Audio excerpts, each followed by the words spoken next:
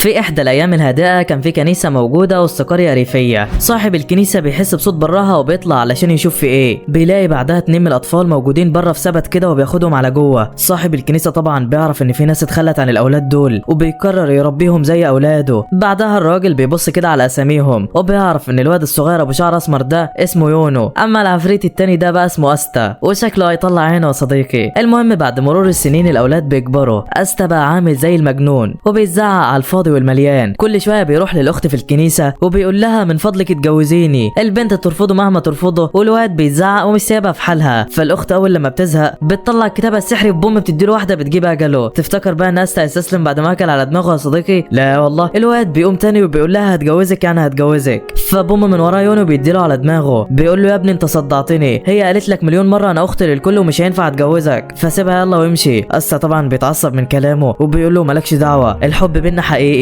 وانا عمري ما هستسلم عن حبها وما تتغرش بس علشان انت احلى مني شويه. الكل طبعا بيضحك عليه وده لانهم عايشين في عالم كله سحر واستا الوحيد اللي ما بيعرفش يستخدمه. كان بيحاول يتحدى يونو اللي اتربى معاه من وهم صغيرين في اي حاجه ولكن في الاخر بيخسر التحدي، وده لانه يونو على عكس استا عنده طاقه سحريه عاليه جدا. المهم بعد ما استا بيخسر صاحب الكنيسه بيطلع من جواها بيحيي يونو على اللي عمله. كان فرحان بيه جدا وبيقول له ان هي بقى امل قريه هاجي المعزوله، وكان واضح ان الكل بيفضل يونو على استا. فبعدها الواد بيتعصب طبعا وبيسيبهم وبيمشي. الاخت ليلي بعد ما بيمشي بتروح على يونو وبتتكلم معاه، بتحاول تخليه يتعامل مع استا بلطف اكبر وبتقول له بتساهل معاه من وقت للتاني، انتم الاتنين متربيين مع بعض برضه. ولكن يونو بيقول لها لا انا وهو غريمين وانا عمري ما هتساهل مع غريمي. الاخت طبعا بتستغرب ولكن بتقول له تمام. في نفس الاثناء ديت كان استا موجود في الغابه وعمال بيدرب جسمه، ضاغط على نفسه في التدريب وبيقول هانت كلها كام شهر واخد كتاب التعويذ بتاعي، مهما استهزأوا بيا او عيبوا عليا انا عندي حلم واحد مش هسيبه، ايوه انا هكون امبراطور السحر القادم وهصدم الكل بقوتي. وبالفعل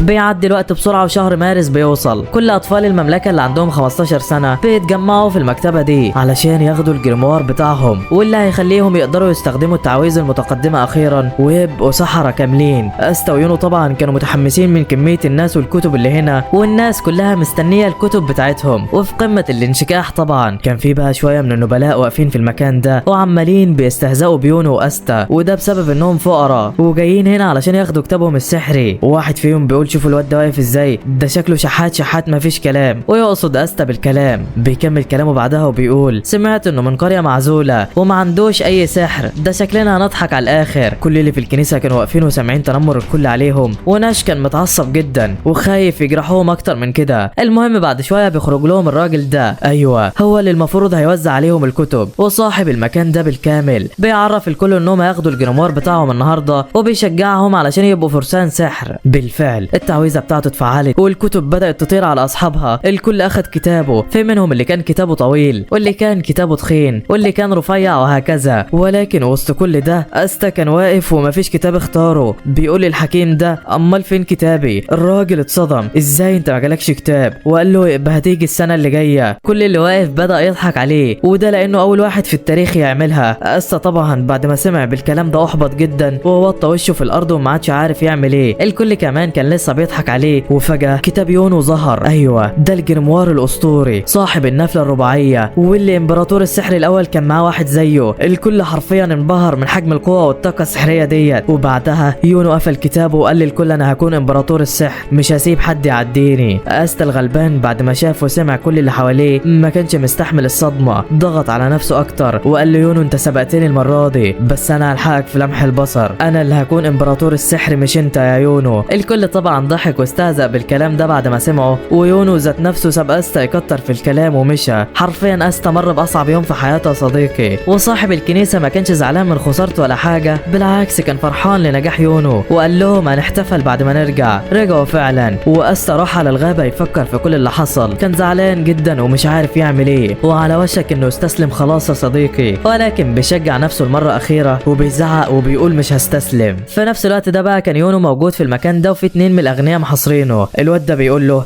انت ازاي بتسرق الصيت وتاخد كل الاضواء ليك انت؟ احنا جينا المكان المعزول ده علشان نكون الاشهر فيه، بس انت بكتابك الرباعي ده ضيعت تعبنا على الفاضي يا فلاح انت، انا هقتلك دلوقتي. يونو بص له بصه احتكار كده ولا كأن في دبانه قدامه. الواد وقتها اتعصب منه وطلع الجريموار بتاعه وبوم استخدم تعويذه ناريه عليه. فيه، بس ده عندها يلا. يونو من غير كتابه السحري كان جامد وطير هجومه التعبان ده. العيال اترعبت، هو جامد كده ازاي؟ وفكروا في طريقه تانية يهجموا عليه، بس فجاه واحد من اللصوص بيطلع عليهم. ايوه ده واحد كان واقف في الحفله وشاف يونو وهو بياخد الجريموار بتاعه بيستخدم قوته على الاتنين دول وبوم بيكسرهم. قال لي يونو بعدها انت حظك نحس يلا، الكتاب بتاعك ده انا هاخده وهبيعه واسطورتك هتنتهي قبل ما تبدا. يونو بسرعه بيحاول يستخدم قوته وبوم اكل على دماغه. الواد السلاسل بتاعته ديت كلبشته واخد الكتاب منه. استا كان معدي في الوقت ده مروح على الكنيسه، ولكن حاسب حاجه بتحصل وراح على المكان. في نفس الوقت ده كان المجرم بيجهز سلاحه علشان يخلص على يونو ويمشي، بس فجاه استا بيطلع وبوم بيخبط في الجدار. بيقوم بعدها وبيقول للمجرم ده انت واخد كتاب يونو ليه؟ الجريموار ده حاجه غاليه جدا عند صاحبها، يلا رجعه له بسرعه. المجرم اتعرف على استا وقال له عرفتك يالا، انت اللي اتحركت واتحرق دمك من شويه في الاحتفال صح؟ صاحبك ده اقوى منك بمليون مره ومرمي جنبك خسران، انت بقى جاي تزعق ومفكر نفسك هتعمل حاجه ولا ايه؟ يلا اجري يالا بعيد من هنا ولا اقول لك انا هخلصك من الدنيا اللي جايه عليك ديت واقتلك. استا بيتعصب من كلامه وبيهجم عليه بقوه جدا، بيفادي ضربات الواد ده ببراعه، بيلف جسمه خلاص قرب منه هيضربه، وفجاه السلاسل كلبشته. ايوه هو وقع في الفخ والمجرم خلاص حصره، بيجمع قوه اكبر في السلاسل بتاعته بيضربه تاني. حرفيا استا خلاص جاب اخره، بيترمى في الجدار ده مهزوم، والمجرم بيروح علشان يكمل عليه، داس على جسمه بيقول له يا ابني انت بتعفر ليه؟ انت معدوم السحر ومش هينفع اصلا في يوم من الايام تبقى ساحر. استا اتصدم مش فاهم حاجه من اللي المجرم بيقولها. المجرم كمل كلامه وقال له السلاسل بتاعتي دي فيها القدره على معرفه السحر جوه اي شخص، وانت ما عندكش ذره سحر واحده، انت عمرك ما هتنفع في حاجه، موت يلا وريحنا. استا في الوقت ده الكلام بيأثر عليه جدا وبيحس بالعجز، يعني كل الوقت ده وانا بصارع على الفاضي، انا جسمي ما فيهوش سحر ومستحيل اخد جريموار. استا خلاص استسلم. المجرم كمان قاعد يستهزأ بيه وبيقول له يلا موت يا فاشل انت، ولكن يونو بيفاجئ الكل وبيصدمه، بيقول له استا عمره ما كان فاشل، انت يا استا عمرك ما هتكون امبراطور السحر، وده لان انا اللي هبقى الامبراطور. انا عارف انك بذلت جهد اكبر من اي حد، بس انا اللي هكسبك علشان انت غريمي والمنافس بتاعي. استا في الوقت ده بيتحمس جامد والكلام بيأثر عليه، بيجمع قوته وبيمسك في رجل المجرم ده وملامحه بتتغير، بيعتذر ليونو علشان وراه الجانب الضعيف منه وبيولع على الاخر. الهاله بتاعته اتغيرت والجو اتغير وحرفيا المجرم اترعب. كتاب استا السحري اخيرا بيظهر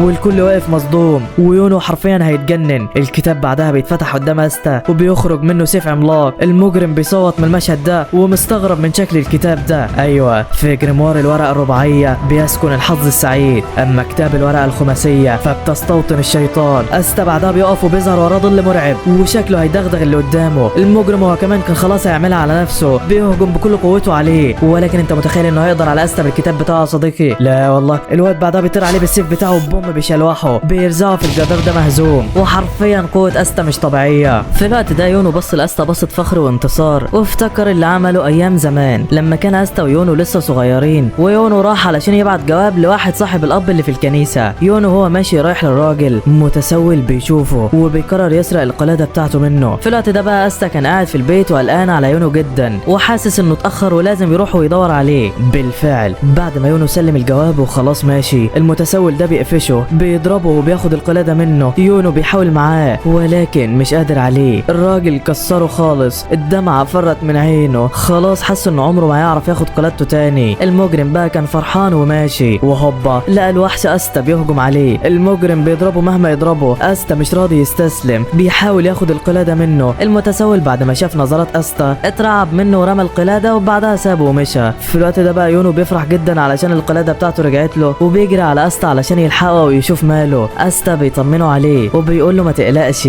انا هكون على طول في ظهرك، مهما حصل لك حاجه هحميك وهحمي كل اهل الكنيسه وهكون امبراطور السحر. يونو بعدها بيتاثر بكلام استا جدا وبعزيمته وبيقول له انا كمان من النهارده مش هعيط تاني ابدا وهكون امبراطور السحر واحميك انت كمان يا استا. في الوقت ده استا كمان اتاثر منه وقال له على كده انت هتكون المنافس بتاعي بقى. فيونو قال له ايوه، ووعدوا بعضهم وعد ابدي وهو ان لازم واحد فيهم يكون امبراطور السحر، والاتنين طبعا بيتنافسوا على مين اللي هيكون الامبراطور الاول. نرجع بقى للحاضر بتاعنا، واستا بقى بعد القتال كان فرحان جدا بكتابه السحري وعمال بيحضنه زي العبيط. يونو هو كمان كان فرحان بيه وبيقول له فاكر الوعد بتاعنا؟ استا قال له ايوه انا فاكره، بس كنت فكرتك نسيته علشان بتعاملني وحش يعني. يونو بيضحك كده وبيقول له انا مش هحب اكون طيب مع المنافس بتاعي. بعدها الاتنين بيمدوا ايديهم وبيأكدوا الوعد بتاعهم تاني تاني، وكل واحد فيهم بيقول مهما كنت فقير او يتيم انا هثبت للكل ان اعرف اكون امبراطور السحر وهحمي الكل واعيشهم بسعاده. ومن هنا هتبدا المدعكه للانمي يا صديقي، فجهز لي بقى ويلا بينا. بعد مرور بقى كام يوم من الواقعه دي، استا فضل يتدرب بسلاحه الجديد في الغابه استعدادا لاختبار الالتحاق بفرسان السحر. يونو هو كمان بدا يتدرب، والروح التنافسيه مع العيال ديت مش طبيعيه، الاتنين ما بيبطلوش تدريب. استا بقى كان ماسك الجريموار بتاعه ومبسوط بيه جدا، بيكلم نفسه وبيقول كده الخطوه الاولانيه نجحت، انا خلاص مش هستسلم تاني. وبيستمر بعدها في التدريب اكتر لحد لما ميعاد البطوله يبدا. في نفس هذه الاثناء كان الاب وليلي راحوا لصاحب المكتبه السحريه، حكوا له على كل اللي حصل. الراجل طبعا كان مستغرب علشان استا حصل على جريموار وتحديدا بورقه خماسيه، ولكن ما بيفكرش في الموضوع اكتر وبيسمح له هو ويونو يروحوا على اختبار الفرسان. وده لان الاتنين اللي كانوا ناويين يروحوا كانوا استسلموا من الذهاب بعد ما المجرم ضربهم بالسلاسل، وقالوا لصاحب المكتبه انهم خلاص هيكملوا الحياه في الارض هنا وهيفكوهم من السحر واصحابه. صاحب الكنيسه بعد ما بيسمع الكلام ده كان موافق على فكره ذهاب يونو للاختبار، بس هل استا هيعرف يعمل حاجه؟ اكيد لا، خليه ما يروحش احسن. وكان عمال يقنع في الراجل ده انه ما يخليش استا يروح، ولكن العجوز طبعا بيرفض طلبه وبيقول له طالما هو عاوز يروح فخليه يروح، وبعدين مش انت بتقوله انه كده كده هيخسر فمش هتفرق يعني سواء راح او لا. الاب وقتها بيفرح وبيقول له خلاص يا عم نخليه يروح طالما هيرجع بسرعه تاني. وشكل الاب ده بيحب استا جدا يا صديقي ومش عاوز يبعده عنه، بس بيخبي مشاعره يعني. المهم ما علينا، بعد ما استا ويونو بقى خلصوا التدريب بتاعهم بيرجعوا على الكنيسه علشان يناموا. استا بيلاقي يونو قدامه كده وبيقول له اللي هيوصل الاول هيكسب. يونو اتحمس وجرى معاه،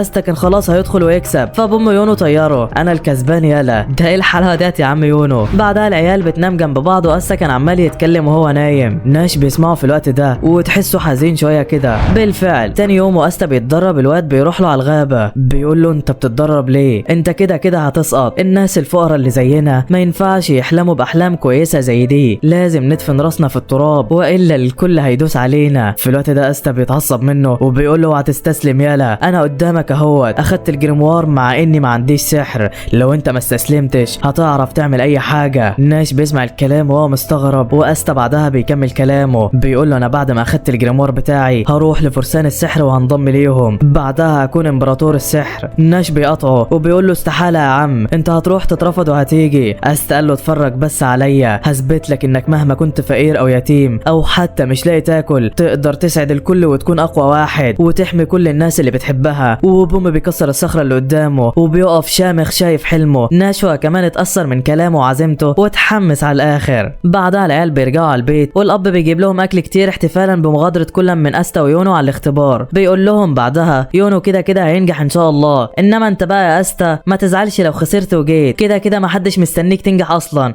وبيضحك كده في وشه. استا طبعا بيتعصب وبيقول له يا عم ان شاء الله انا هنجح، ما تفولش في وشي بس. الاب قال له يا ابني انا بس عاوزك تعرف حاجه، عاوزك تعرف ان الكنيسه هنا بيتك، ولو حسيت في اي يوم انك عاوز ترجع فاحنا هنا هنرحب بيك، هنفرح برجوعك. استا بيتعصب علشان قال له الكلام ده وما قالش ليونو زيه، وبيقول له انا هروح وهنجح ان شاء الله وهكون امبراطور السحر، وبعدها هرجع لليلي حبيبتي وهتجوزها. ولكن كان اكل على دماغه قبل ما يكمل الكلمه يا صديقي. المهم كملوا اكل بعدها والدنيا تمام التمام. تاني يوم بقى الكل طلع بره وعطولهم الامتعه بتاعتهم، جهزوا اخيرا علشان يودعوهم ويسافروا. استا قبل ما يمشي نش كده راح له قال له لو قدرت تنجح في الاختبارات وتدخل فريق للسحر انا هآمن بامكانيات الكل، هصدق كل الكلام اللي قلتهولي وهنضم انا كمان للفرسان بعدك، مع اني عارف ان طموحي عالي، فيلا يا عم سلام. ولا شكلي زودت في طموحي، يلا ما تاخدش بالك من الكلام قوي. استا وقتها بيفرح من كلامه وبيقول له انا هستناك هناك. وبعدها انطلق كل منهما الى العاصمه الملكيه من اجل خوض الاختبار فيها. الاخت ليلي بقى وهي بتتفرج عليهم كانت بدات تفتكر اول مره شافتهم فيها، افتكرت ذكريات كتيره وحست بالوحده وما استحملتش، عينيها دمعت زعلانه علشان سايبينها وهيمشوا، ولكن لازم الكل في يوم من الايام يشوف طريقه يا ست ليلي. المهم ما علينا يعني. بعد شويه بقى استا ويونو بيوصلوا اخيرا على الطريق، اتحمسوا جامد وفضلوا يتسابقوا على اللي هيوصل الاول ومش راحمين بعض يا صديقي. بيستمروا في الطريق ده ليل نهار، بيعدوا العقبات كلها، اخيرا بيوصلوا على العاصمه. استا بعد ما بيشوفها بيتحمس جامد، بيقول ليونو وصلنا وبيجري على اخر سرعته عليها. بيوصلوا على العاصمه اخيرا وبيتمشوا فيها، بيشوفوا حاجات جديده وصحراء في كل حته. العيال مش مصدقه ده ايه الجمال ده، بيفضلوا يتمشوا في المدينه ويلفوا في كل حته فيها لحد لما اخيرا بيوصلوا على مكان تسجيل الاسماء. بيدخلوا طبعا وسط الصف ده واستا كان متحمس على الاخر. بيوصلوا عند البوابه ويونو كان رقمه 64. الراجل اللي واقف بيسجله بيقول له طلع الجريموار بتاعك يلا، وفعلا يونو بيطلعه. الراجل والكل اتصدموا بيه، هو انت صاحب النفله الرباعيه؟ ده ايه العظمه ديت؟ يونو طبعا ما بيديش لكلامهم اهميه وبعدها بيدخل. بعدين بيجي اخيرا دور استا والراجل بيقول له على رقمه واللي هو 165. بعدها استا بيخرج له الجريموار بتاعه. الراجل بقى مش مصدق، بيقول له يا ابني ده جريموار ازاي؟ ده تحس انه كتاب قديم كده واحد لاقيه. استا بيقول له يا عم لا ده بتاعي، ده اجمد جريموار في الدنيا. الراجل طبعا بيقول له خلاص يا عم وبيسجله هو كمان. وبعد ما استا بيمشي بيشوفوا واحد من العائلات الغنيه كده وبينمر عليه وشكله مش ناويله على خير يا صديقي. المهم ما علينا يعني. بعد ما الكل بيسجل رقمه بيدخلوا اخيرا على الساحه والطلاب بيقفوا طبعا وبيستنوا القاده علشان يبداوا في الاختبار. بس في المنطقه ديت كان موجود نوع من الطيور المعينه واللي بتتلم على الناس اصحاب السحر المنخفض. كان الكل طبعا حواليه شويه من الطيور ديت، اما يونو فكان واقف شامخ مفيش ولا طير ناحيته، والطلاب والكل طبعا مصدومين منه. بس فجاه استا بيدخل عليه بيقول له خلي بالك يا يونو، اسطورتنا هتبدا من النهارده، عاوزين نشوف مين فينا اللي هيبقى امبراطور السحر. وبم الكل بيضحك عليه، ده ايه ده يا ابني؟ الطيور كلها كانت حواليه ومش راضيه تسيبه وبيفضل يجري منها ويصوت في كل حته، والكل طبعا شغال ضحك عليه. بس فجاه هو بيجري بيخبط في شخص قدامه. ايوه ده مش شخص عادي، لا ده واحد من اقوى القاده للفرق السحريه، يا مسكوهيرو. استا طبعا ما بيكونش عارف مين ده، ولكن بيفرح ان الطيور بعدت عنه. بيحط ايده على القائد كده وبيقول له تسلم يا عم الهضبه، بعت الطيور عني. يامي بيتعصب منه وبيقول له شكلك عاوز تموت يالا. بيشيله من دماغه بيضغط عليه خلاص هيكسره. استا بعد ما بيشوف انه خلاص هيموت بيستخدم عضلاته، بيحاول يفك نفسه ولكن ما بيقدرش عليه. بعدها الترحيب بينتهي وبيعلن وقت بدايه المنافسه ودخول القاده. يعني يامي طبعا من القاده فبيسيب استا وبيقول له احمد ربنا انك لسه عايش يالا، وبعدها بيطلع علشان يدخل مع الباقي. ولكن بعد ما يامي بيمشي الواد ده بيدخل على استا علشان يتعرف بيه، واسمه سيكي بالمناسبه. بيقعد يمثل على استا انه طيب وبيحبه، واستا زي العبيط بيصدق كلامه. بعدها الكل بيهدى والوحوش بيدخلوا على المكان. ايوه دول اقوى سحرة في المملكه بالكامل، قاده الفرق التسعه بيدخلوا على اماكنهم طبعا، وسيكي بيعرفهم كلهم لاستا، وحرفيا الواد مش مصدق. بعدها بيدخل الاعظم وسط القاده دول وصاحب اعلى مكانه فيهم. ايوه هو قائد الفجر الذهبي ويليام. بيرحب بالكل وبيعرف بنفسه، واستا ويونو بياخدوا بالهم من طاقته والاتنين بيتمنوا يدخلوا الفرقه بتاعته وشكلهم متحمسين على الاخر. بعدها يامي بيدخل هو كمان والدنيا بقت تمام. ويليام بقى بيقول للكل بصوت عالي انا اللي هدير الاختبار النهارده، الكل يركز علشان تنجحوا. وبوم مره واحده استخدم طاقته وفتح الجريموار بتاعه، طلع منه سحر كبير جدا استدعى شجره العالم. ايوه ده سحر القائد ويليام، بينزل لهم من السماء ووسط ذهول كل من الطلاب والممتحنين، حتى بتتحول بعدها الفروع بتاعه الشجره المكانس وكل طالب بياخد واحده منهم. بعدها ويليام بيقول لهم يلا ابداوا الاختبار الاول، انكم لازم تطيروا بالمكانس ديت والا مش هتنجحوا. العيال طبعا كانت قلقانه لانهم ما جربوش الطيران قبل كده، ولكن ويليام بيقول لهم الطيران هو روح الساحر وطريقته الاولى والاساسيه في الانتقال، لو انتم بقى مش عارفين تعملوا اولى الاساسيات ديت فمكانكم هنا غلط.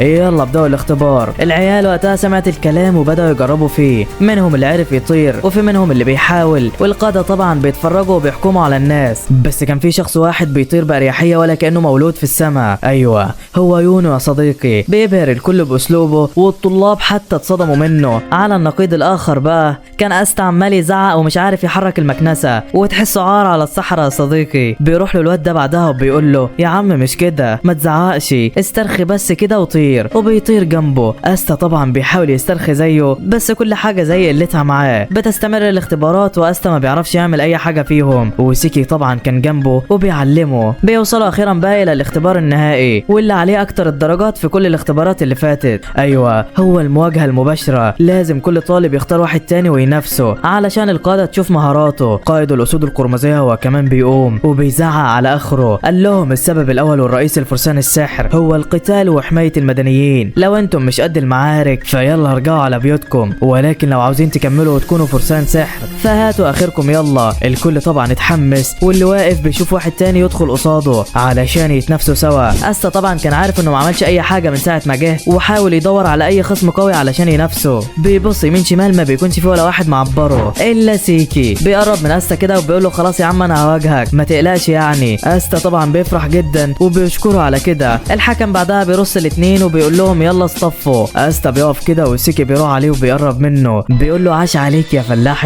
انت بذلت كل جهدك علشان تبين قد ايه انا جامد، يلا بقى عافر على اخرك علشان تبين قد ايه انا قوي برضه، وما تحاولش تتساهل علشان تبيني جامد. وبعدها بيسيبه ويمشي، بيرجع على مكانه. الحكم بيقول لهم يلا ابدأوا، وسيكي بيبدأ فعلا، بيطلع جريمواره، بيستخدم سحره وبيحوط نفسه بدرع برونزي. الدرع ده فيه مدافع وهيحميه من الهجمات، وهيعرف يواجه بيه استا. كان عامله اساسا علشان يستهزأ بيه ويتفشخر بيه قدام القادة. بيقول لاستا يلا يا فلاح تعالى وهات اخرك، انت كده كده هتخسر. تخيل بقى ان استا يخسر يا صديقي. لا والله الواد في الوقت ده كان متعصب جامد وطلع كتابه، بيستخدم قوته، بيطلع السيف بتاعه. بوم، احلى مسا عليك يا عم سيكي. استا عطال واحده كسرت دماغه، كسرت كمان الارض من تحته. الكل حرفيا اتصدم. ده العظمه ديت يا ابني. يونو كان في قمه السعاده، واستا بعدها لوح بسيفه كده وحطه على كتفه. قال لي سيكي ايوه انا فلاح، بس انا مش جاي العب هنا، انا اللي هكون امبراطور السحر ومش هسيب حد يعديني. ويامي بعد ما شافه اعجب بكلامه. بعدها القتال الاول بيخلص. القتالات التانية بدأت في الحلبة، وحرفيا العيال اساطير، سحرهم وموهبتهم كل حاجة عالية. واستا واقف مصدوم ومش مصدق عينه. ده ايه العظمة ديت؟ يونو بقى كان واقف في جنب كده ومستني اي حد يروح له علشان يتقاتلوا، ولكن الكل خايف منه ومحدش بيقرب. وعلشان كده واحد مغرور واثق بنفسه اسمه سليم راح له علشان يتقاتلوا سوا. يونو طبعا بيوافق على تحديه، والاتنين بيخرجوا على الساحة علشان يتنافسوا. سليم كان عمال يستفز في يونو وبيقول له انا هرجعك لقريتك يا فلاح انت، وما تقلقش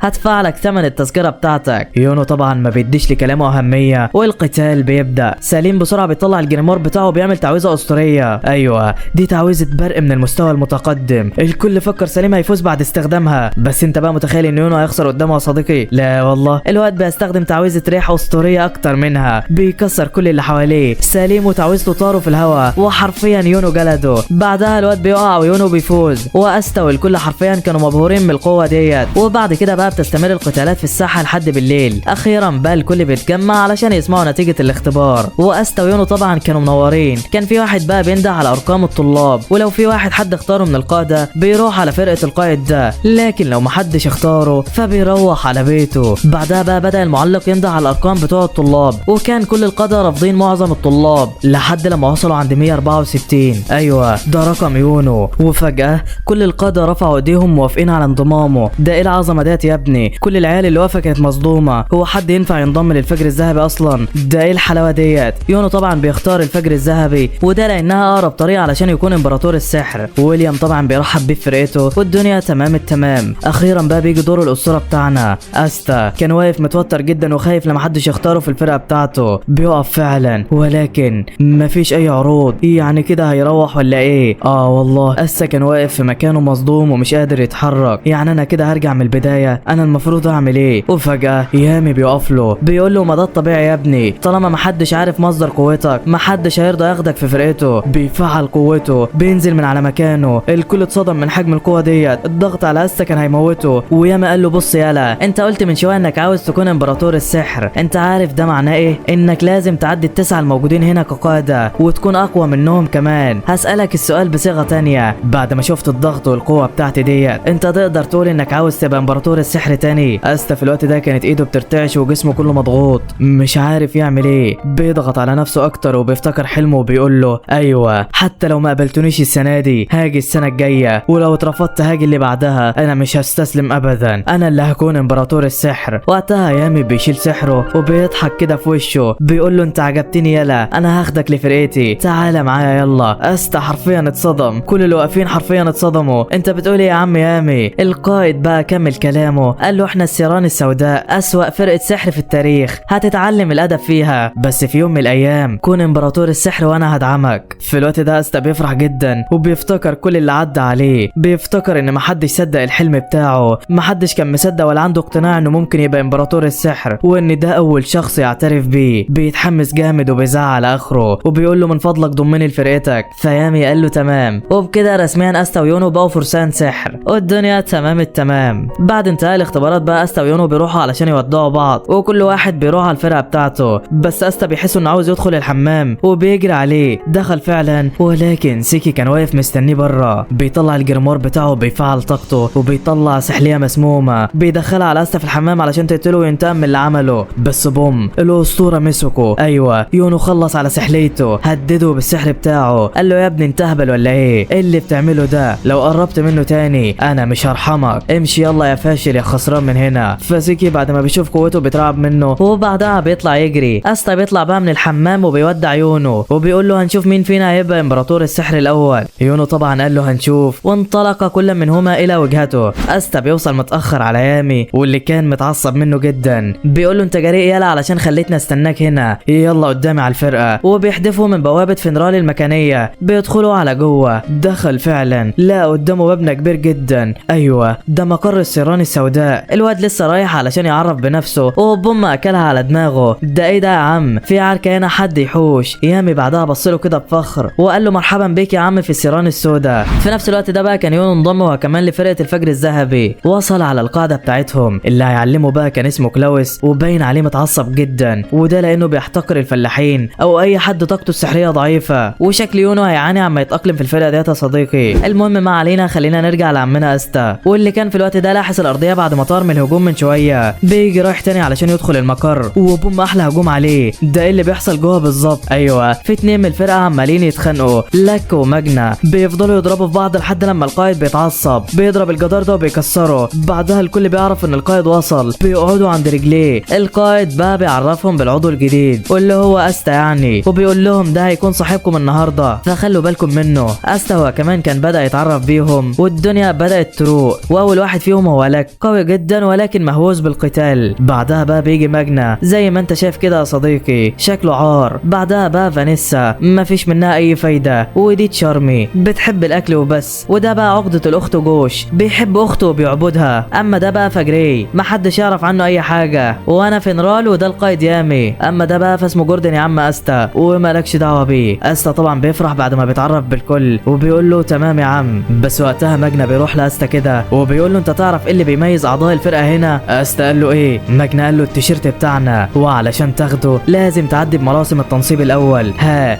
عاوز تاخد التيشيرت ولا لا؟ استا بعد ما بيشوف الرداء بيتحمس جامد، بيقول له ايوه انا عاوزه. ماجنا قال له طب تمام التمام، تعالى معايا بره يلا. اخده فعلا، الكل كان قاعد بيتفرج. استا طبعا مش فاهم ايه اللي هيحصل. ماجنا فضل يخليه يعمل شويه تمارين عاديه وقال له كفايه عليك كده، يلا بقى جهز للاختبار الحقيقي. استا كان مصدوم جدا ومش عارف ايه اللي هيحصل. ماجنا هو كمان قرب من استا وقال له بص يا فلاح انت، انا مش هصدق انك راجل غير بعد ما تعيش من الهجوم ده، ومسموح لك اي حاجه تستخدمها سحرك او غيره، بس المهم تعيش. استا طبعا ما فهمش حاجه ولكن بيخرج السيف بتاعه. الكل كان مصدوم من حجمه ولكن كانوا مستنيين اللي هيحصل بفارغ الصبر. ماجنا هو كمان بيزعق على الاخر وبيخرج كرات ناريه وبيحدفها على استا. الواد طبعا بيفادي الهجوم بكل سهوله وماجنا قال له ايوه انت كده حلو، اجهز لي بقى علشان ده كان التسخين. بوم جمع كل طاقته السحريه في ايده، جهز النار في ايديه، بيرجع نفسه. واحلى مسا عليك يا عم استا. الضربه بتاعته كانت متجهه بسرعه جنونيه، استا استحاله يلحق يشوفها. وقتها جسم استا حس انه خلاص هيخسر، عضلاته المتدربه اشتغلت، سرعه الرد عنده اتفعلت، وبوم استخدم السيف بتاعه كعاكس ورد الهجوم عليه. ايوه اجلده يلا. استا حرفيا جلده وصدم الكل. هو ايه السيف اللي بيضرب السحر ده؟ ده جامد على الاخر. استا بقى ذات نفسه ما كانش يعرف واستغرب هو قدر يصد الضربه ازاي.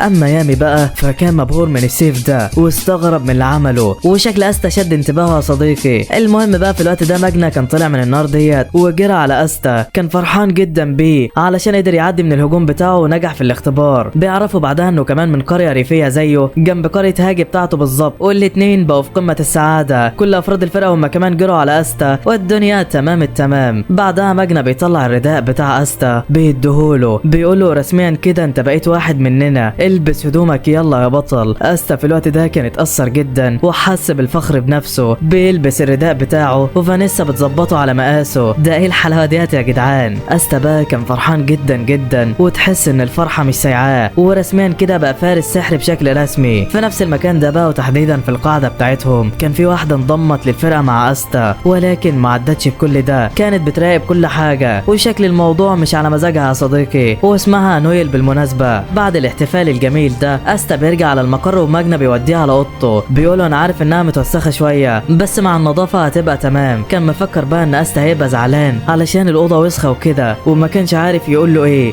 بس على عكس توقعه استا كان متحمس جامد وفرحان بالاوضه ديت، وده لانه اول مره في حياته يبقى عنده اوضه خاصه بيه. ده هو اساسا طول الوقت كان بينام هو وكل اهل الكنيسه في اوضه واحده وبيتغطوا بغطا واحد. ماجنا وقتها بيفرح ان استا ما زعلش وبيقول له ما تنساش تكتب لعيلتك بقى رساله تطمنهم عليك، انت راجل يالا. استا فعلا بيتأثر بكلامه وبيكتب لعيلته كل حاجة. في نفس الوقت ده كان يونو وصل على غرفته في الفرقة. الغرفة فخمة لأبعد الحدود، ولكن في اضطهاد من زمايل يونو ليه. تحس ان مفيش حاجة كاملة كده يا صديقي. الشخص بقى اللي واقف ده كان بيعامل يونو بطريقة مش كويسة جدا، وبيقول له الأوضة ديت كتير عليك، بس ما علينا، دي أوامر القائد ويليام ولازم أنفذها. يونو طبعا ما بيعجبوش طريقته في الكلام، وبيقول له هخليك تحترمني. كلاوس ما عطلوش أهمية وبعدها مشى. دخل بعدها يونو على أوضته وبص على مكتبه وقرر يبعت رسالة لعيلته في الكنيسة علشان يطمنهم عليه. بالفعل تاني يوم كانت الأخت ليلي بتنشر الهدوم والدنيا تمام التمام. فجأة بتطلع بومة من السما كده وبتديلها رسالتين مبعوتين، واحدة من أستا والتانية طبعا من يونو. الأب اللي في الكنيسة بياخد بتاعة يونو وبيبدأ يقرأها. بيعرف إنه نجح في الاختبار، كان فرحان بنجاحه جدا وعاوز يعمل حفلة للكل علشان يحتفل بالإنجاز العظيم ده. الأخت هي كمان كانت بدأت تقرأ رسالة أستا، والأب ونشي بيقولوا لها شوفيها يرجع إمتى، لازم نفرحه بعد الخسارة بتاعته. الأخت بقى بتصدمهم وبتقول لهم أستا نجح هو كمان. الكل اتصدم، نشي كان هيطير من الفرحة، وتحس الأب زعل بعد ما عرف إن أستا مش هيرجع كده. بعدها الأب بيسيبهم وبياخد الأطفال معاه علشان يعرف كل أهل القرية ويحتفلوا بالإنجاز ده. الأخت هي كمان كانت فرحانة جدا بنجاحهم واتمنت لهم نجاح تاني. بالفعل وأستا كان في المقر بتاعهم. ماجنا بيدخل عليه علشان يعرفوا كل حاجة في المقر. أخدوا في كل حتة وأستا كان فرحان على الآخر. بس فجأة وهم ماشيين بيقابلوا نويل في الطريق. أيوة دي العضوة الجديدة هنا. بتستهزأ بأستا وماجنا علشان شكلهم وحش وبتقول لهم مشوا من قدامي يلا. أستا مش فاهم هي بتعمل كده ليه وبيسأل ماجنا عليها. الواد بيعرفوا إنها من العائلة الملكية وعلشان كده انضمت من غير اختبارات. أستا بيتعصب وبيقول لها وإيه يعني أنت من العائلة الملكية؟ أنت طالما لابسة رداء الفرقة ده يبقى لازم تحترمي قوانينها وتعاملي الكل بالتساوي. نويل بعد ما بتسمعه بتتعصب منه جامد وبتخلع الرداء وبترميه على الأرض. قالت له مين قالك إن عاوز أكون مع الفرقة الفاشلة ديت؟ يلا سلام. وسابتهم بعدها ومشت. أستا طبعا ما كانش فاهم هي بتعمل كده ليه ولا إيه الحوار أصلا، بس ما علينا يعني. المهم تاني يوم الصبح بدري أستا كان عاوز يروح الحمام ولكن لقى القائد يامي فيه، فعلشان كده طلع على بره علشان يفك عن نفسه. وهوبا لقى الضربة ديت في دماغه. الواد استغرب منها وقال في ايه، راح علشان يشوف ايه اللي بيحصل. لقى نويل واقفة من الصبح بتتدرب ومعلمة الشجرة ديت قدامها بتحاول تصيب العلامة ولكن ضربتها ما بتجيش فيها.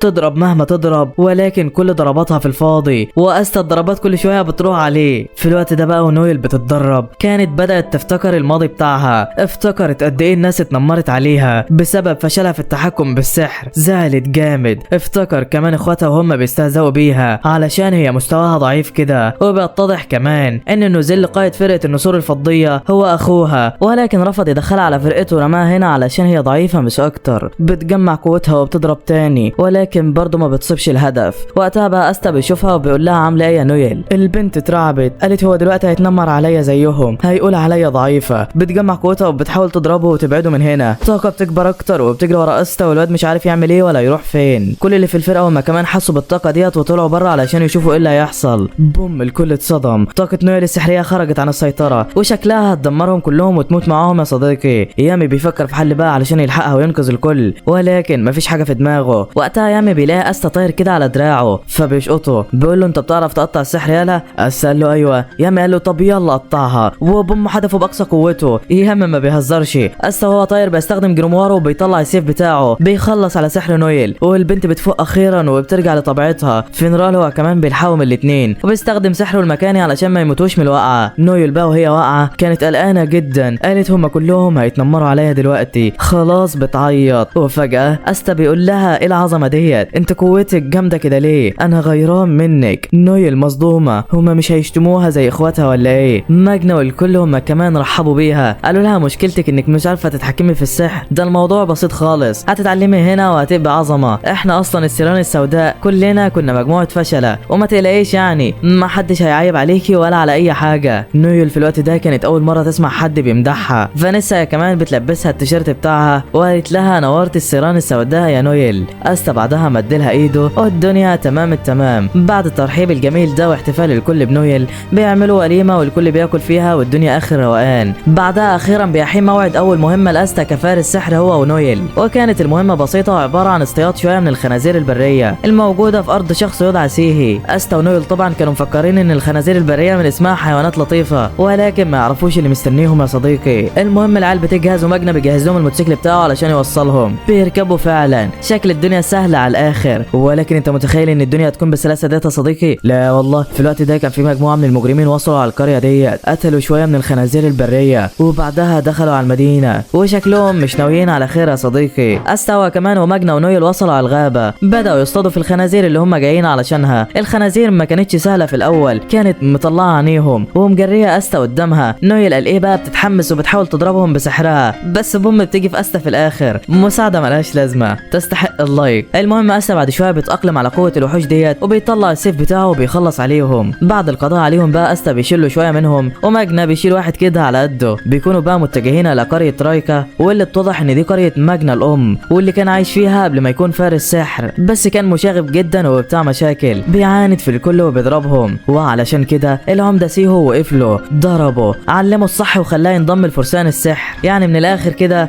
انا هنا بسببه اصلا، وهو يعتبر كأب ليا. استا ونويل طبعا بيفرحوا من الكلام ده، وبيكونوا مستنيين يشوفوا الشخص العظيم اللي عرف يربي الخنزير ده، ويقصدوا ماجنا يعني. ولكن فجأة ماجنا بيرمي الخنزير اللي على كتفه كده وبيجري علشان يبص على القرية. بيبص فعلا وبيلاقيها محاطة بضباب من كل ناحية، وشكل في حاجة مش كويسة بتحصل جوه. ايوه، ده مش ضباب عادي يا صديقي، ده عبارة عن سحر هيخلي اي حد يفكر يدخله يتوه وما يعرفش الاتجاهات. وعلشان كده ماجنا بسرعة بيقول لأستا طلع سيفك وقطع الضباب ده علشان ما نتوهش ونوصل جوه بأسرع وقت. بالفعل الواد سمع الكلام وقطع كل حاجة، ومن خلال توجيهات ماجنا اللي حافظ القرية وصلوا أخيرا على الساحة. بيلاقوا بعدها كل سكان القرية موجودين فيها، فوقهم جليد وراجل بيقول لهم ده اعدامكم. بالفعل الجليد بيقع وكان خلاص هيقتل كل أهل القرية، لولا تدخل ماجنا الجبار اللي خلص على السحر بتاعه ولحق كل أهل القرية اللي كانوا في قمة الرعب. ماجنا بقى سألهم بسرعة ايه اللي بيحصل هنا. الناس عرفته باللي حصل، قالوا له المجرمين دول هجموا على القرية بتاعتنا وقتلوا العمدة من غير رحمة، وهم دلوقتي ناويين يخلصوا علينا. ماجنا في الوقت ده بيتعصب جامد وبيجري على العمدة علشان يصحيه، ولكن للأسف كان خلاص مات يا صاحبي. بيتعصب على آخره وبيزعق للمجرم وبيقول له أنا مش هسيبك تعيش. المجرم هو كمان كان جاب آخره وقال له صدعتني يالا. بيطلع هجوم سحر بسرعة، ماجنا مش هيلحق يصده، شكله خلاص هيموت، بس استا بيطلع من وراه وبوم بيشق سحره. قال له أنت قتلته ليه؟ أنا مش هسامحك. وقتها المجرم بيظبط الساعة بتاعته وبيقول لهم آخركم 5 دقايق هخلص عليكم كلكم. بيأمر واحد من اللي معاهم يعمل سحر ضبابي علشان ما يعرفوش مكانهم، ولكن استا بيقطعه. وقتها المجرم ده بيعرف قوة استا وبيعرف ان سيفو ده بيقطع السحر. بيقول له بعدها بقى بما انك فارس سحر وكده فانا هسيبك تعيش عادي انت وكل اللي معاك، انما الفلاحين دول معدومين السحر ولازم اقتلهم علشان ما اتاخرش.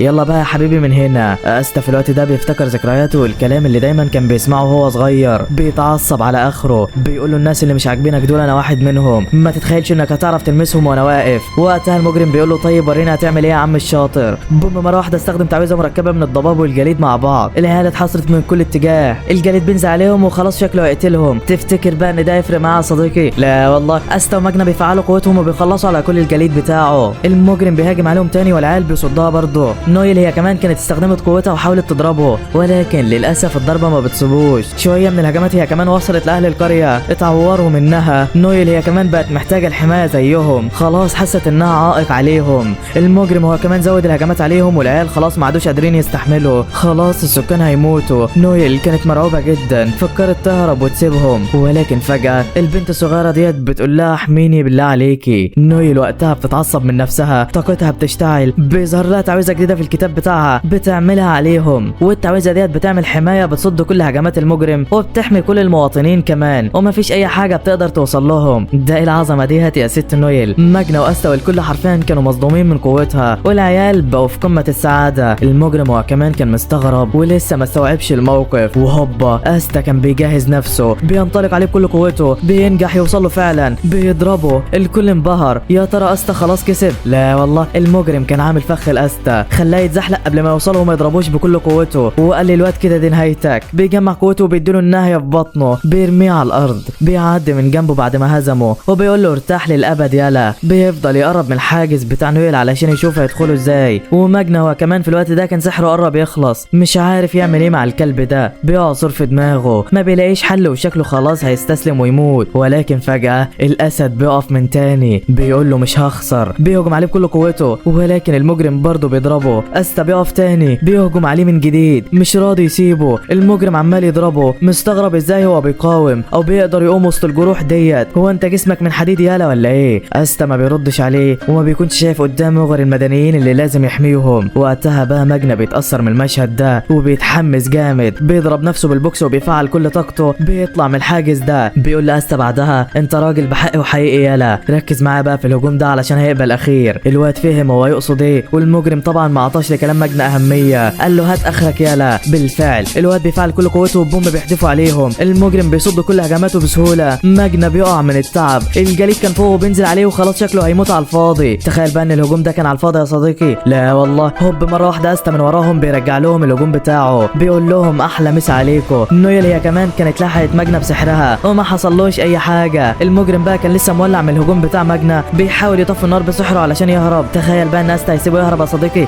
لا والله، الواد بيجمع كل طاقته وهوب طريق السلامة انت اخد له واحدة على الطاير ريحته. وبكده اخيرا المعركة انتهت لصالح الثيران السوداء وقدروا يهزموا العدو بتاعهم، وكل الفضل طبعا بيرجع للاسطورة استا. ولكن واحد من المجرمين نجح يهرب واستخدم قوته وخلع من المكان ده. استا بقى هو كمان كان مرهق جدا ووقع من التعب. كل سكان القرية بقى كانوا مستغربين من قوته ومن تضحيته علشانهم، ولكن كانوا فخورين بيه على الاخر. المهم بعد ما استا بينام بيطلع من دماغه طائر غريب كده، بيجري ناحية مقر العمدة، بيشوف نور غريب كده وبيدخل على الأوضة بتاعته، بيلاقي الحجر ده بياخده وشكل الطائر ده وراح ورا صديقي. المهم ما علينا يعني. بعد شوية بقى المجرمين بيفوقوا ومجنى بيحاول يهددهم علشان يطلع بمعلومات منهم، ولكن قائدهم بعد ما بيعرف انه خلاص خسر بيستخدم تعويذة تدمير ذاتي على نفسه، بيقتل نفسه هو وكل أتباعه. وبكده المجرمين ماتوا ومجنى معرفش ايه هدفهم ولا مين اللي بعتهم أصلا، وكان متعصب جامد وشكل اللي جاي مش خير يا صديقي. بعد انتهاء اليوم بقى مجنى بيروح على المكان ده وبيدفن العمدة فيه. حفيد العمدة كان قاعد هناك وزعلان جدا على جده، مش عارف يعمل ايه. مجنى بيروح يتكلم معاه وبيحاول يشجعه، ولكن الواد مكتئب على الاخر، ملوش نفس يعمل اي حاجة. وقتها استا بيتقدم عليه وبيقول له يا عم لازم تتدرب وتشد حيلك علشان تحمي القرية وتبقى فارس سحر زينا. الواد وقتها بيفرح من كلام استا جدا وبيقول له تمام، هجيب اخري وهتدرب وهكون فارس زيك. فاستا قال له خلاص انا مستنيك. في نفس الوقت ده كان في مكيدة تدار تحت البلاد من قبل منظومة شريرة. القائد بتاعهم بيعرف اللي حصل في قرية سيهي وبيقول تمام التمام، كده الموضوع هيكون اسهل وشكله مش ناوي على خير. المهم لحد هنا بيخلص الجزء الاول بتاعنا. لو عاوزين الجزء الثاني اكتبوا لي في التعليقات، وما تنساش اللايك والاشتراك يا عم. ويلا سلام سلام سلام.